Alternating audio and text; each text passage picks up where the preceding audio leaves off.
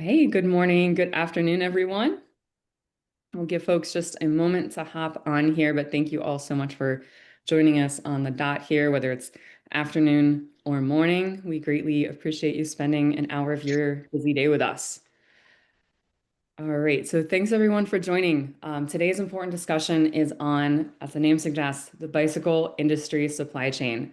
Something we think about a lot, but we're going to have a really great dive into kind of how it works, what powers it, and a lot of the details that inform our everyday inventory decisions, product supply, just hopefully put a little bit more information behind the why to some of the problems that we deal with every day as retailers.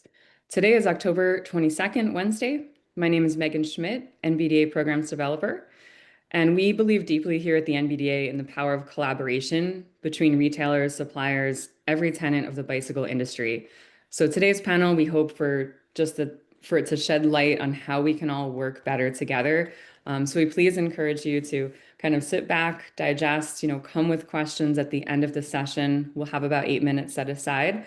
And also feel free to, kind of send me messages throughout the event or afterward too, if you'd like me to pass them along to today's panelists. So again, just a quick recap. Today's session is designed to provide actionable insights into sourcing, production, distribution, and all those real world factors that affect bike shops. So if you're on the call as a retailer, supplier, or industry partner today, we hope the conversation will give you practical knowledge to better understand the supply chain landscape. That is constantly evolving.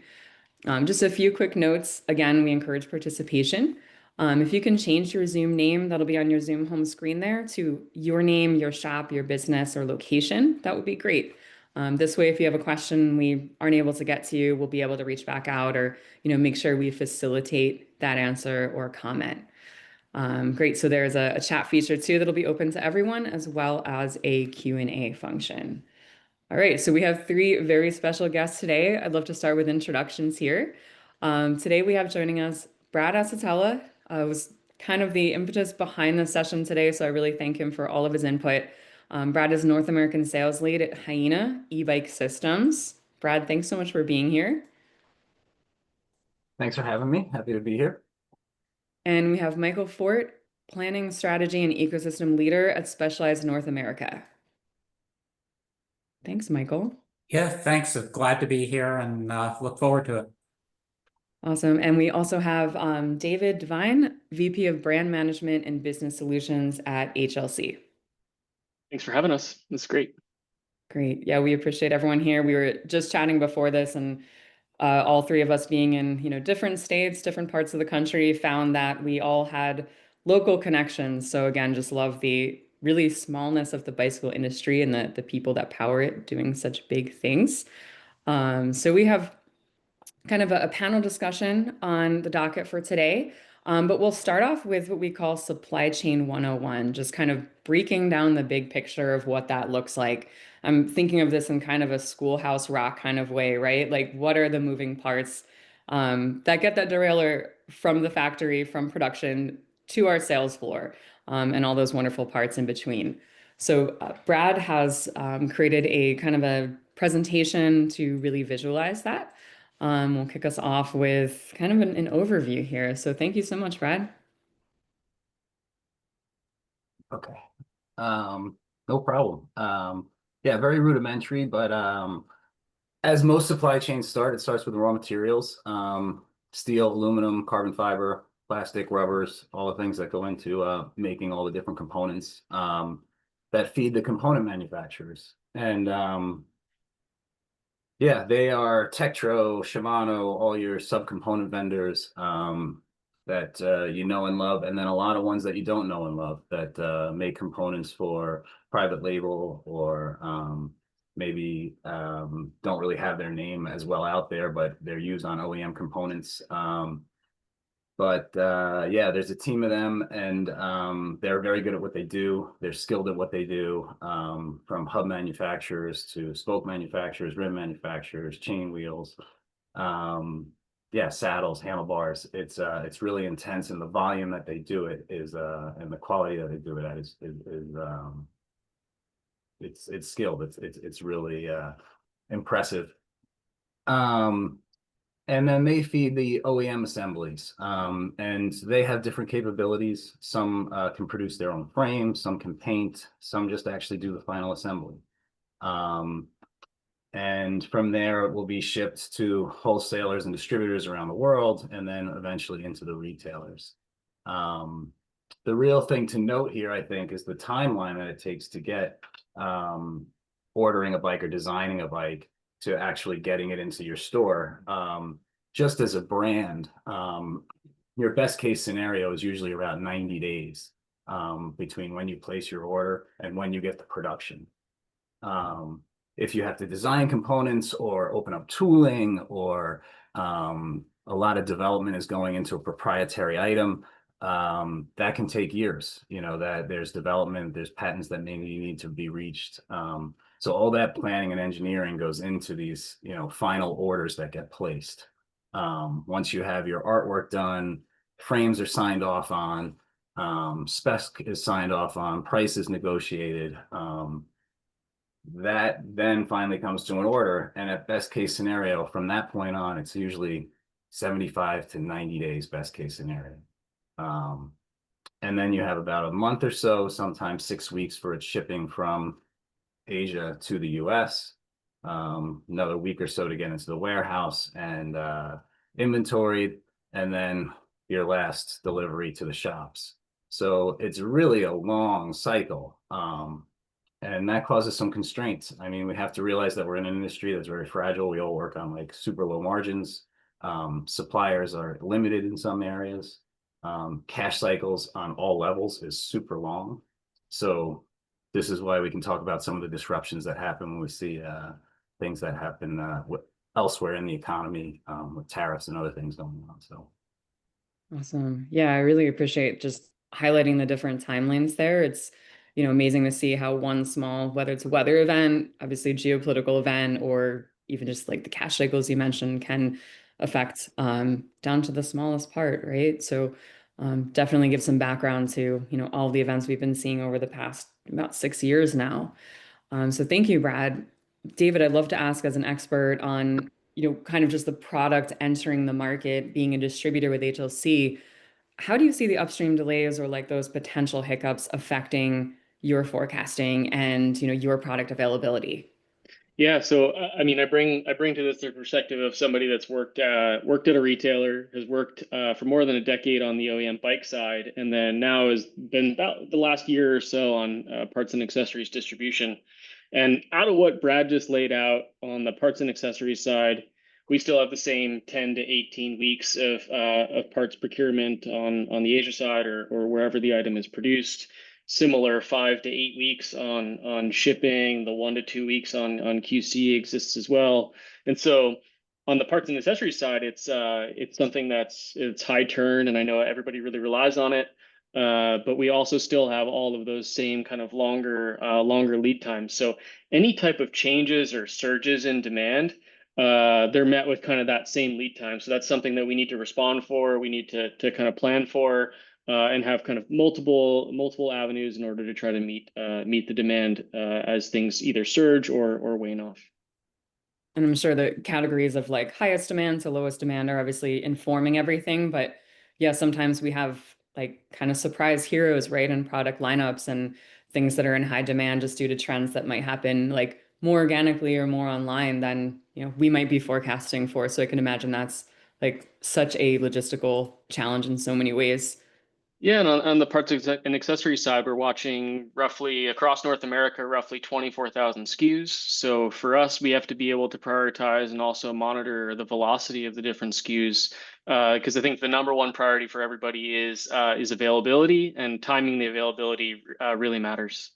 It's amazing. Yeah, because we need that 160 crank like today, and we might need it next week. And yeah, it's just, I think so many of us were, had our world turned upside down when you'd go on your distributor's website and see that ETA, 2 months down the road. And, that wasn't just a 2020 problem. And obviously we're seeing how that plays out in different ways and getting creative. So that's amazing. David, appreciate that insight.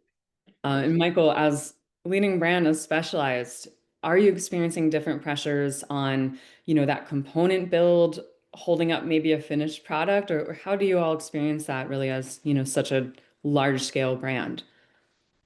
Yeah, I mean, the challenges are basically the same. Um, and with the exception of the disruption during COVID, they've pretty much been the same throughout my tenure in the bicycle industry. I'm going to answer your question a little differently and kind of expand upon one thing. And it's what I call the feedback loop. And it's especially relevant for companies like Specialized that have product that changes every year in a lot of cases. So let me give an example. Suppose Specialized wants to launch a new product on January 1st. Based on the lead times mentioned, we need to place an order by July 1st if we want the product to be in our warehouse on July 1st, or I'm sorry, on January 1st. And because we want a good quantity at launch, our goal is 30%.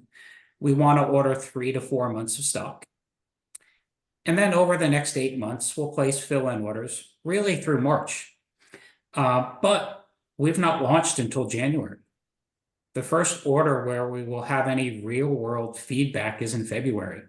And at that point, we only have 2 orders that we can affect, making up only about 15% of our yearly volume. And there are certain things that can be done to mitigate some of these constraints, which we can discuss throughout the session. So I won't go in them now, but we can talk about them a little later on.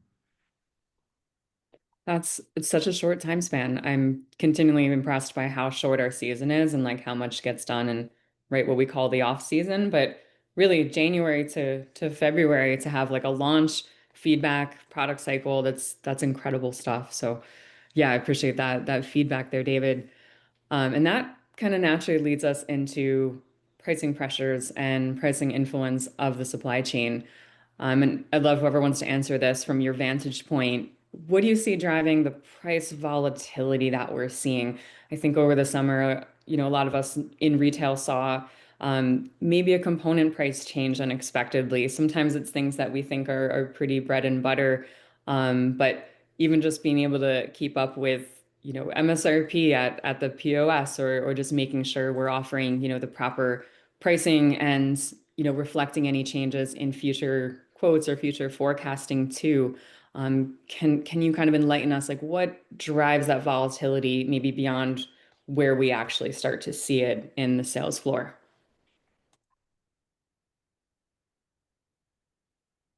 Yeah, I think if I could hop in first, I think our most recent lived experience was during COVID, where we saw both a supply shock, meaning that there were changes in the supply chain that limited the amount of product that actually was able to get to retailers, and simultaneously we saw a demand shock, and so people were in greater numbers getting out and using bicycles, and the industry was really growing. So simultaneously we had both a supply shock and a demand shock. Our more recent experience, I think, is more on the supply side, and what we've seen on tariffs, on shipping rates, things like that, on even labor shortages in some cases, have started to cause definitely a price volatility. From our perspective as a distributor, and I'm sure the same for the others on the call, our target is to maintain dealer gross margin across the channel. So while these kind of shocks and compressions happen in the supply chain, we need to be able to meet with a retailer in a way that they're still making the same percentage on those products as the prices increase. So from our side, we saw that as a kind of averaging into some higher prices on certain things as price increases stacked up in the channel, making sure that that we were able to maintain dealer margin as we kind of had to absorb some of these changes in the channel overall. So I would say most of the price volatility that you've seen could be energy prices, could be labor shortages, tariffs for sure, and also changes in freight. Because freight and energy are largely driven by demand. Got Yeah. it. So kind of staying one step ahead on all of that. Yeah, sorry, go ahead, Brad. Or Michael. No, if you need to finish, go ahead and then I'll jump in. I'm just kind of impressed how obviously with, everyone that we interact with at the NVDA here, like keeping dealer margin, not something that I, really thought about even of like how much are we able to absorb to keep it here? So I'm sure that's a lot of little fluctuations, like a seismic graph that we do not see on the sales floor of all the decisions being made there. So yeah, that's just interesting to really think about. Yep, the way I look at it, there's kind of two ways to answer this question. And the first is from the cost perspective. And traditionally, costs have been pretty stable. They're really negotiated once a year. And unless something massive like fluctuations in currency occur, there's very little change throughout the year. But that's FOB cost. That's what we pay the factories for the product. There are other components to the cost, and David hit some of them, and they're primarily freight and duties. Freight fluctuated significantly during COVID, and that caused a lot of cost changes. And now we're dealing with tariffs. And historically, tariffs have not changed. I mean, as long as I've been in the bike industry, until really the 301 tariffs went into effect from China, we've had the exact same duty rates on all of our products. And now it's even getting worse. The latest round of tariffs, the 232 tariffs, have an effect that could raise the cost by 30 to 40% from where we were at the beginning of the year. And then the second way to answer this question is from a pricing perspective, and that relates to a lot to the cost. And supplier margins are just as thin as retailer margins, and it's not a high margin industry on any side. So if there are significant changes in cost, there needs to be significant changes in price. It's really that simple. And as David pointed out, trying to keep the margins the same throughout the channel necessitates cost and price changes when we get these cost changes. So we probably see when that cost change occurs at, the MAP, the MSRP level, we've probably seen 5 or 6 maybe small changes on the back end. It sounds like for that to finally, come out to the consumer level, which certainly makes sense. And kind of thinking on that, you mentioned, Michael, basically like shipping rates were one of the major disruptors during COVID. I think a lot of us heard that, pretty candid talks from maybe even just turning on the news from a variety of industries talking about limited cargo space and, how the price of one cargo container on a shipping freight boat was going up by X amount. So I think that became very tangible. Is there another, kind of sector or segment, maybe it's labor on the manufacturing end or energy on, again, that like country of origin end that affects pricing that we might not be as familiar with? We haven't seen that as much. I mean, there's definitely some changes from the factory side. Labor can play into it. In my experience, it's generally been a smaller bubble. The 3 ones that seem to move the needle the largest are currency fluctuations, freight, and duties. Got it. Okay. Thanks, Michael. Bringing that kind of to, the retailer end as far as what we expect and like maybe identifying where that disconnect lies. From your perspectives, if you'd like to answer maybe from that supplier side, where do you see that disconnect between supplier forecasting and retailer expectations? Is lead time transparency? Is it order flexibility or inventory planning? Like, are these the main friction points that you see retailers needing to respond to better, or just having a better toolkit to understand things that can happen? Is there advice you can offer there to kind of help the retailer level maybe be more flexible or be better able to adapt, aside from the things we've all learned over the last 5 years? Yeah, maybe I'll kick this one off. I think from my side and my perspective, it's been a really clear shift from a preseason program when I started in the bike industry in 2004, from a preseason program to much more of a balance of the business being done just in time. And there's all sorts of reasons for why that would be the case. But it is definitely something that we have to adapt to on the distribution side. The expectation is a solid price and availability, and that's our job to try to meet the customer there. But we're doing so with more and more of the business being done at just in time. And so that poses a challenge for us, and we have to come up with unique solutions on how to meet the customer there and provide the service for it. And I understand all the reasons why that is happening as a trend, and it makes complete sense for retailers for managing cash conversion on their side and inventory overall. It just means that as a distributor or as somebody on the supply side of the business, that we have to create new tools to adapt to a changing buying behavior at the retail side.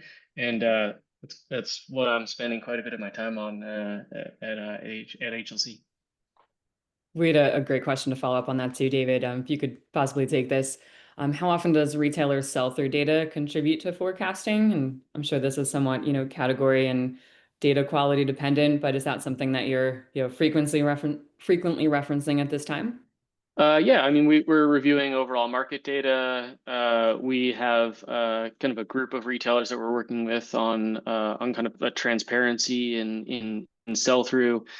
We use like an internal CRM in order to pass through information straight to the buying team in terms of fluctuations in buying behavior. So all of that and a really robust database of past buying behavior and in P&A, at least, so much of it is done on velocity, and so we have to watch product velocity as well, moving out of our warehouse.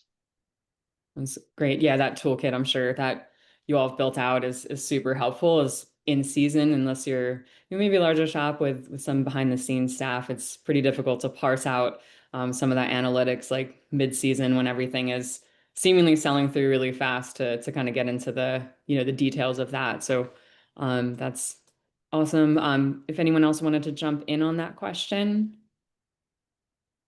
I'm happy to jump in. There are definitely a lot of things that relate to improving the supply chain. And as David pointed out, pre-book has been the traditional one to get that visibility, that early sign, because as I talked about before, there's very little window where we can make adjustments. So pre-book has always been a great way to get that early sign of what's selling and what's not selling. But as the industry evolves, there are certain things that can be done to help with that. And the two that we're really focused on, one, similar to what David is working on, is that visibility. We call it S-Connect, but getting that visibility of what the inventory is at retail, and more importantly, what is selling through at retail.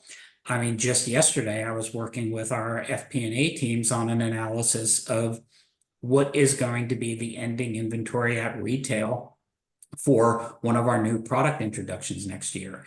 And that's very critical information. And without that visibility, it makes it that much harder to plan an effective transition. And as we all know, poorly planning a transition will result in either stock outages prior to the transition or discounting after the transition, or sometimes before. The second thing we're doing is really building our ecosystem. We call it an ecosystem.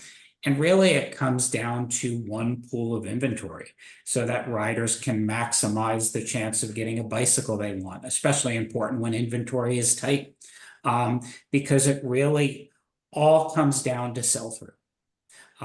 Selling through the inventory, no matter where it is in the channel, whether it's in the supplier warehouse or at the retailer floor, it's inventory that we need to move through as an industry. So anyway, that's without that visibility, we'll continue to make purchasing mistakes and we'll perpetuate things like discounting, which doesn't benefit any of us. Yeah, definitely good to point out both ends of that spectrum. And with better data, just better technology, easier accessibility of, from the supplier to, some of that retail data.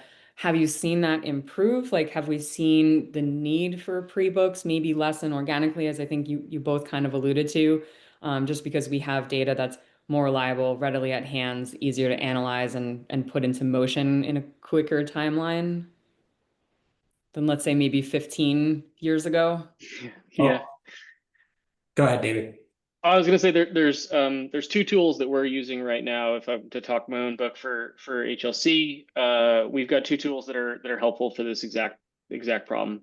One is a point of sale integration that we call Virtual Analyst, which allows a retailer to put in their minimum and maximum inventory on a certain item, and kind of automate the inventory management of that. So that they don't have to do count and fill on their own floor, or they don't have to manually review their point of sale data. Once a item goes below the minimum, it starts to automatically fill a cart. It doesn't automatically do an order. It just automatically fills a cart, and then the retailer can opt into that. And so that's a service that's designed to save a retailer time and money, designed to help provide us visibility exactly on kind of what the just-in-time requirements are of the retailer, which is going to be something that's going to help improve supply, improve availability overall.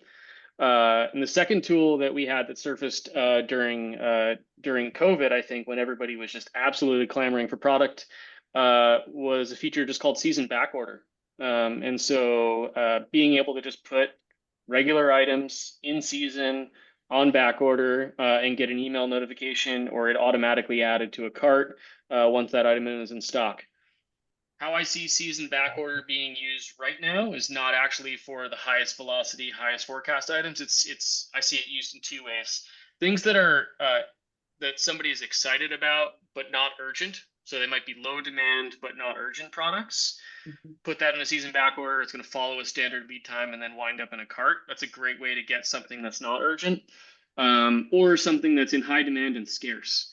And so you want to get a season back order in on that item. So when it's available, it's automatically added to a cart and reserved for you. So those are kind of the two things, at least, that we're specifically doing to manage the inconsistent supply. The first tool is called Virtual Analyst, which is a point of sale integration. And then the second tool is just a feature on our B2B called season back order. Awesome. That you make it sound so easy.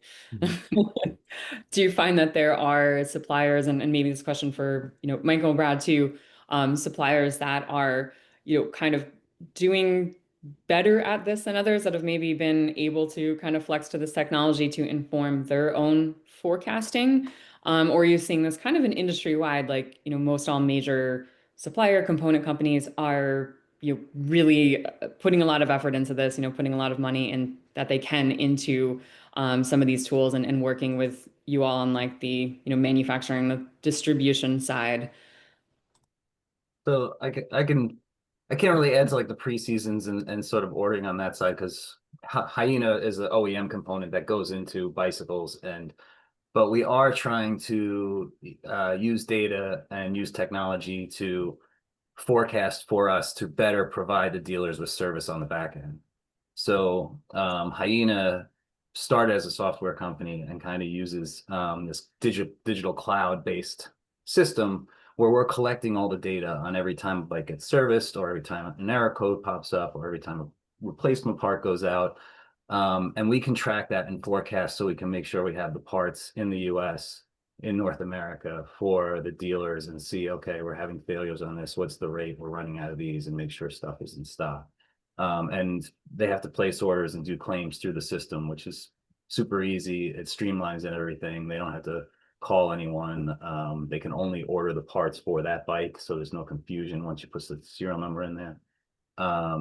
So I think that'll be a better way that talking about bridging the gap, it'll kind of help the dealers be better prepared and not have to be like, oh man, how am I going to get this part?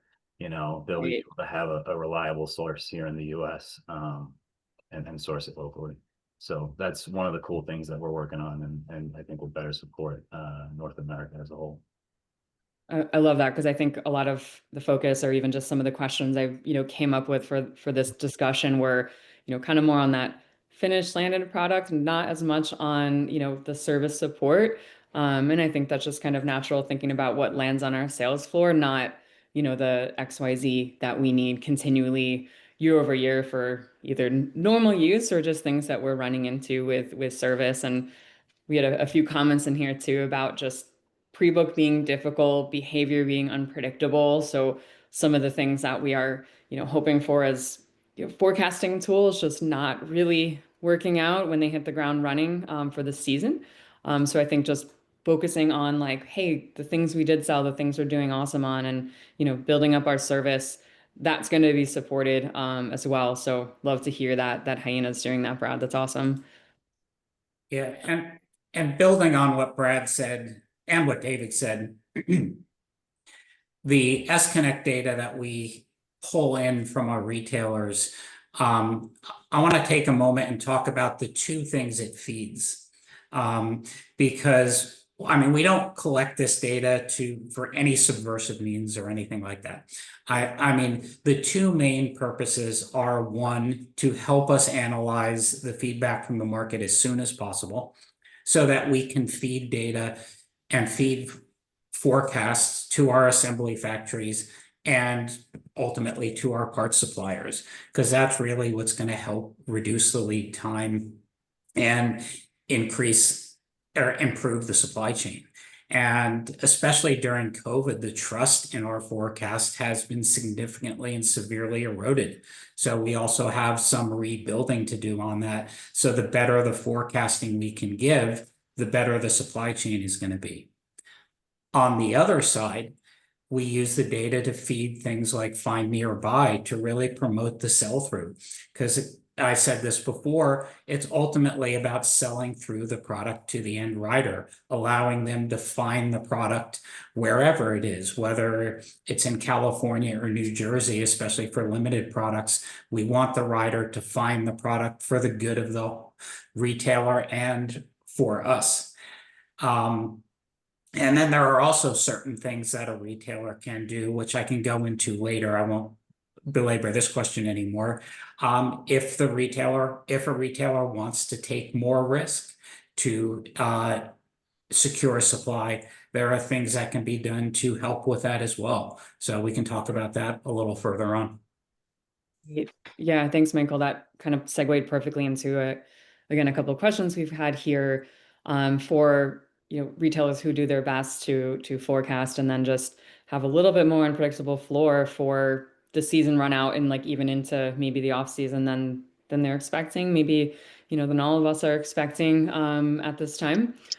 Are there levers that suppliers, distributors can pull to maybe help lessen some of that overstock, or is there a way that maybe it doesn't exist yet that retailers could kind of make that known, like what categories they overstocked in, what products aren't moving well, or do they just need kind of product turned around in a certain time?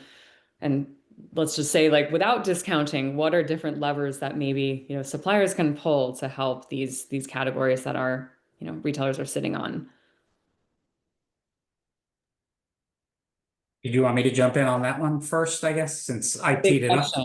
Good, Michael. Yeah, I appreciate that. Yeah, so again, doubling down on S-Connect. One of the things that it does, and we're doing this with our own stores right now, and we're in the process of expanding it to our other stores, is making that inventory visible to all riders so that it can help the retailer sell inventory, even sell inventory off their own floor that is in the market that may not be available where the rider is, or even in our warehouses. So really help pushing that through. So that helps solve the problem of mitigating additional supply that a retailer may have. There's other opportunities that a retailer has if they want to take more risk. I don't necessarily promote this all the time, but there are certain examples of doing this, and I'll use an example of when I was a retailer. One year, my helmet supplier ran out of helmets. And I was in season and I had no helmets to sell. So I had to scramble to find a helmet supplier who could supply me with helmets. And everybody knows when a large supplier runs out of something, all of the other suppliers tend to run out of it. So I was sitting there with no helmets to sell in the middle of the season. So I vowed next year I was not going to run out of helmets, and I forecasted my needs. I secured 80% of what I needed for the year, figuring the other 20% I can order as needed to kind of hedge my bets. And it worked out well because the supplier ran out of helmets again. But I did not have a disruption in the supply chain, in my supply chain at my stores. And it helped me mitigate and have a profitable year at helmets. Have another example. When I was at Giant, our biggest customer was Performance. And I remember one year, it was like in May, they purchased several containers of kids' bikes. Well, in October, the industry was out of kids' bikes and Christmas was coming up. And we delivered in October as planned several containers of kids' bikes to Performance. And boy, like that, I got so many angry calls from retailers saying I was allocating bikes to Performance, which is not the case. They pre-ordered the bikes, we delivered the bikes, and it comes down to the other way to mitigate this. If a retailer is in this situation and they want to take more risk, they can help mitigate supply chain delays such as that. So there are opportunities to retailers, whether through programs like S-Connect or taking more risk to help mitigate supply chain delays.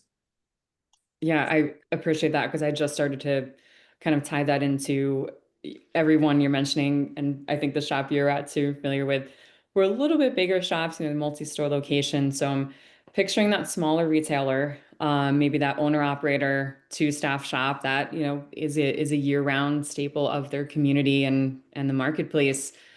What can they do? And I will say, what if they're working with suppliers that don't have these tools at hand, that don't have S-Connect, that, don't have David's tools either. Maybe they're, not working with bigger distributors regularly, or maybe they're not making weekly orders. So for those smaller retailers, smaller footprint, less resources to kind of think ahead and probably less like cash flow cycle, are there any best practices you can share or encourage them to, avail themselves of, or, maybe reach out to, or maybe strategically partner with brands that can help them get ahead of some of these maybe newer issues that we're seeing? Brad, do you want to jump in on that one? Go for it, David. Oh, okay. I'd say there's two things that I would do here if I were back in my retail position. Planning, like I think what Michael shared is a huge thing.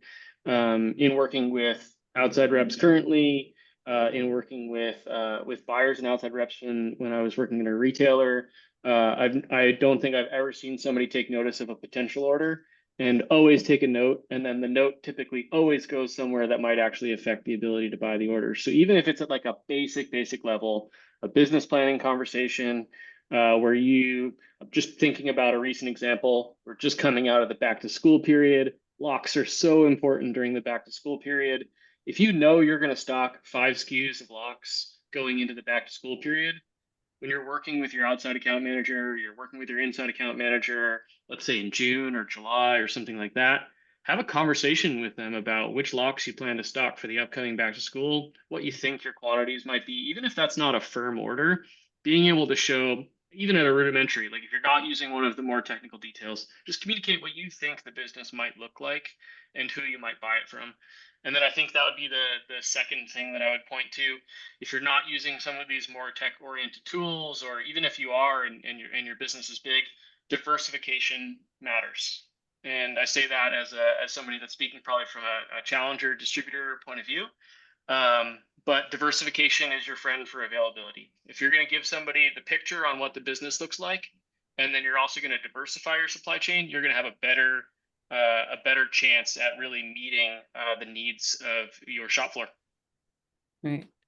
Oh, that's super practical. I love that. Thanks, David. Brad, did you have anything to add on that? I was just going to say this kind of comes back to the conversation on the mingle we had the other day where, yeah, starting to communicate more what your plans are, just like David said, with your reps. And if there's that key bike that you need, that you know you're going to, you know, if you got a big gravel event coming up, you know you're going to need $1,500 gravel price points. Let your reps know and plan, you know, kind of have that conversation, you know, when do you have more stock coming in? You know, what does the inventory look like on these?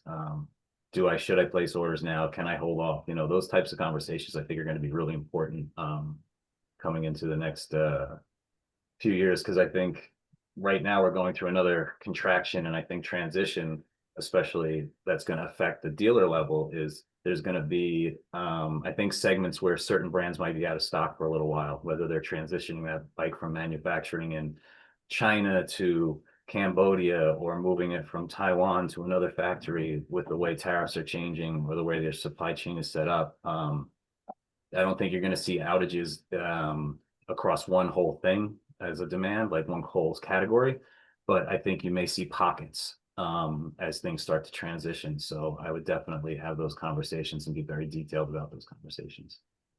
Right. So kind of that like macro to micro, like don't feel that you're, you know, wasting your reps time if you're kind of pontificating on potential forecasting. It's like, you know, I'm not handing you an order right then and there or necessarily like, you know, signing up for this program, but you're informing them, like you're helping them do their job well and, you know, moving that up the supply chain. So I love that perspective.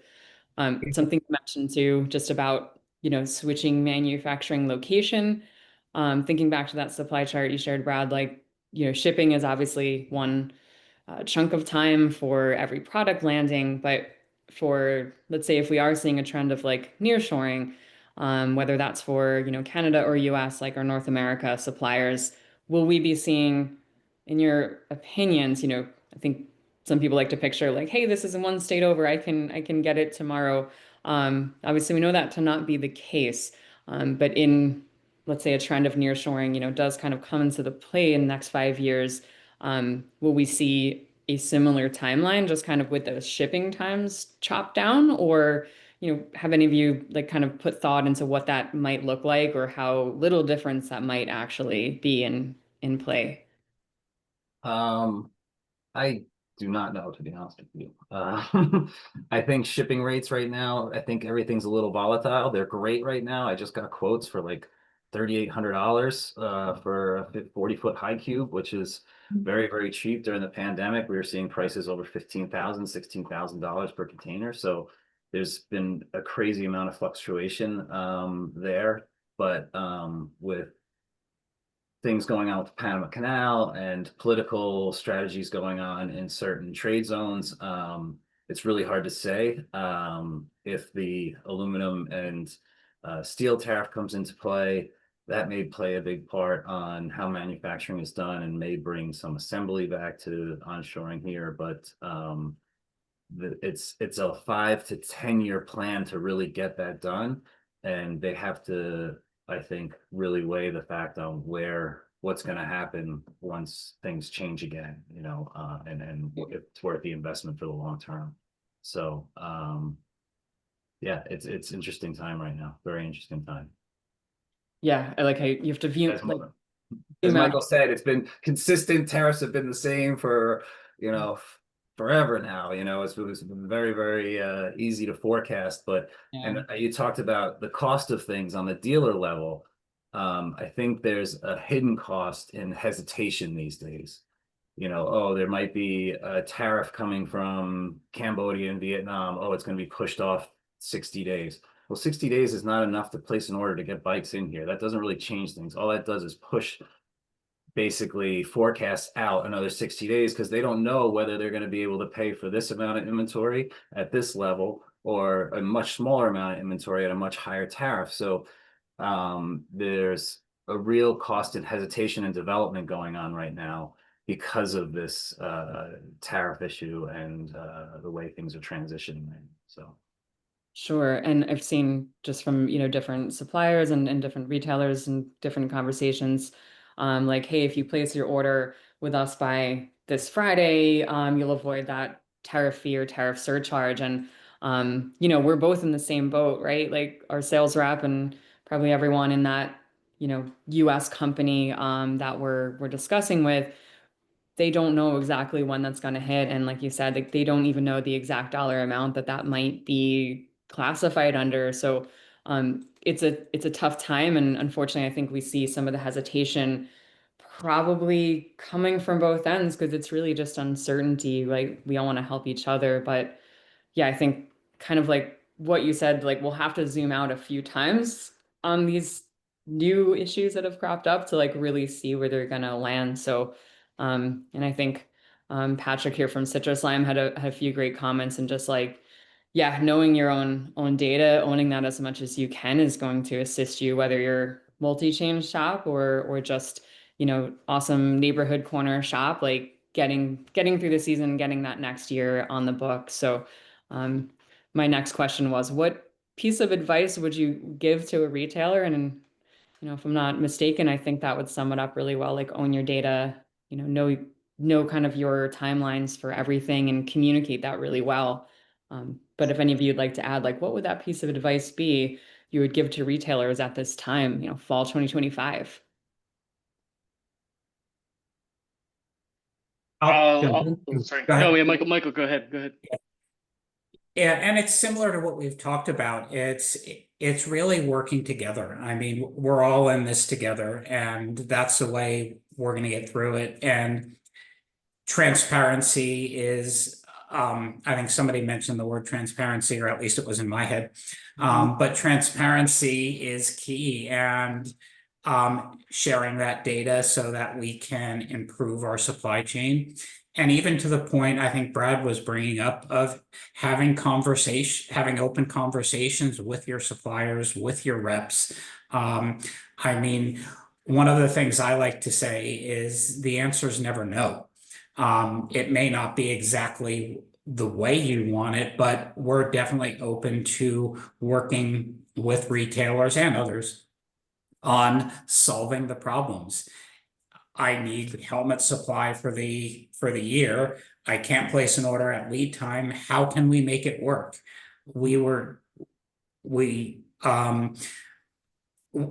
Being transparent with your rep, working with your rep on how to fill that gap. They have the visibility of what's coming in the future. So can you switch to another product?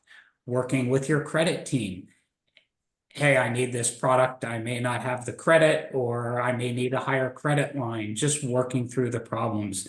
So that transparency, I think, and that working together is the big piece of advice I would give. That's how we're going to improve our supply chain. That's great. Yeah, thanks. Thanks so much, Michael. David, did you have anything to add on that one? Yeah, I think what I'm hearing right now communicated to me is that people's number one concern for how they're shopping from a distributor is availability. And so I think we've come out of a cycle over the last couple of months where it was price, and now it's more about availability. In that case, my feedback would be, or my advice would be, kind of in line with my experience of having worked in a retailer, which is control what you can control. If availability is your number one concern, try to automate your availability as much as you can. Put your feelers out there for what you need, diversify with a couple of suppliers, automate what you can so that you don't have to think about that. The real value add that I've seen and that I've experienced as a retailer is on the ground service. And so I see, I'm working with a lot of retailers that are shopping kind of over pennies or fractions of a percent here and there. Availability and service seem to be the primary things where a retailer is really adding significant value. What I'm trying to focus on is controlling what I can control. At least through my lens, that's what I see a retailer could work on controlling right now is availability and just focusing on service, because that seems to be a significant tailwind right now for most retailers.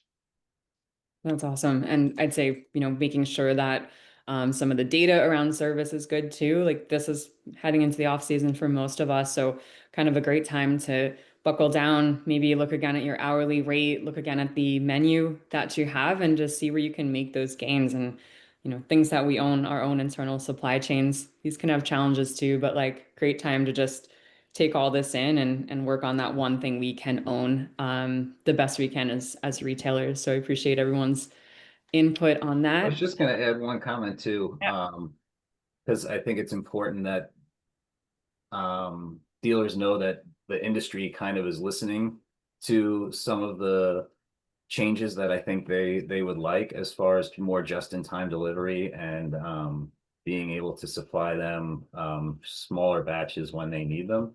And that's even on the OEM side of things. Like our MOQs have dropped significantly, as well as a lot of the MOQs per SKU at assembly factories, so that a company, a brand X, can order this model, this model, this model in batches of 50 instead of having to do full container loads of each model, to try and make it more flexible for the suppliers and the brands to order stuff, and bringing the bikes in a more stable variety for what supplies the dealer as well. So we're seeing a small change on that side as well, which will hopefully help the flow of inventory coming into the dealer.